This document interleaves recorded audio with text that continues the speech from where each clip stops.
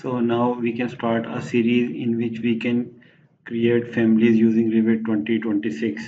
So first of all, for family creation, you can select this Revit families portion, and now you can click on new. So if you want to create new family, then you select on new, or if you have an existing family and you want to open, then you can select this open option. So after that, here you see you have different options. So like here you see this is imperial. If you want to select metric, then you can select metric.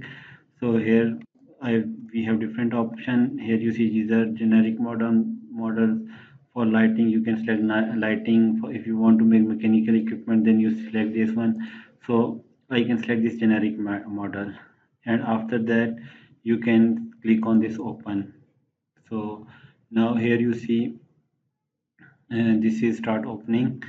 So here you see if your property palette and project browser is not shown, then you can go to this view option, and here you see the interface.